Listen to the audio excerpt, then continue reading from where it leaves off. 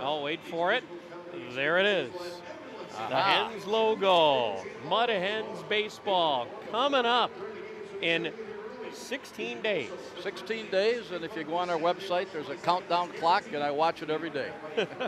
Yeah, he doesn't need an introduction, but International League Hall of Famer Jim Weber, the voice of the Mud Hens, joins us here in the broadcast booth tonight on this Wednesday night, Jim. And we're getting closer and closer to the start of the season. Now, if the Tigers would cooperate and start making their moves so we can get a better idea of what we're going to have here, we have an idea.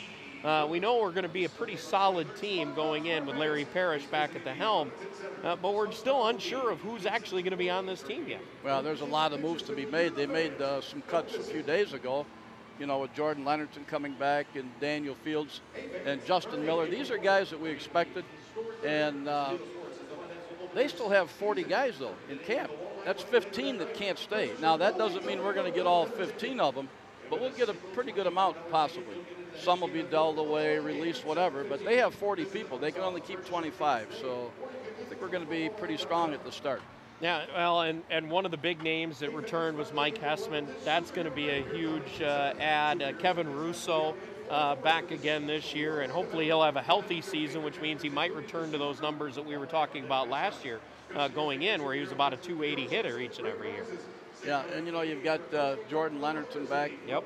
We're going to have an infielder by the name of Hernan Perez, but the big question mark right now, and I know that Tiger fans know this, Jose Iglesias is on the shelf.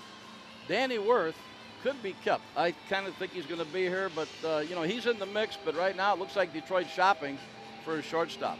Yeah, it could be Stephen Drew, could be any number of guys. Rollins has been mentioned. Yeah, they could be some trading possibilities there as well. But what a tough blow for him with Iglesias, because they were certainly looking forward to seeing his glove all year. Yeah, he's one of the best, and that's too bad that happened. And he's got one of those injuries that's kind of tough to come back from, too. So I know he's anxious to see what the rehab time will be and what exactly they're going to have to do. But so right now, that's the big question mark for Detroit. We didn't expect that, the fact that they're a little worried about that shortstop's position. And it's the number one thing that the Hens deal with each and every year. When the Tigers get injuries and things start happening in Detroit, could certainly affect the way the Hens roster ends up shaking out for the year. Yeah, you know, I'm anxious to see Bruce Fields' son, Daniel Fields, playing here. Yep. I think he's a real prospect. It's going to be great to have Mike Hessman back, and I've talked to Mike the last several years when he's been with other clubs about staying in the game.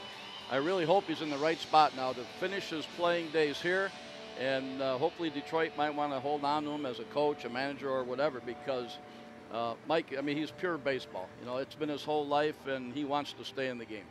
Yeah, pitching-wise, how do we think this team is going to shake out this year, Jim? Well, again, you know, you can't tell yet. Now, the way we've been handling the roster since we expanded to 25 is to keep 13 pitchers. I remember the days when we only had 9 or 10 pitchers. You had 5 or 4 starters and then 5 relievers. That was it. And A.J. Sager used to say 13 doesn't seem to be enough sometimes. So we'll probably start with 13 and have 12 position players and then go from there. But it's hard to say right now what's going to happen. You know, Dwayne Belo's back. We got some guys back, you know, that we lost a year or two ago, and I'm anxious to see them too. Now, one guy that I know you and I were impressed with watching late last year when he became a starter for the Hens was Blaine Hardy. And all he's done has been short of fantastic for the Tigers in their camp.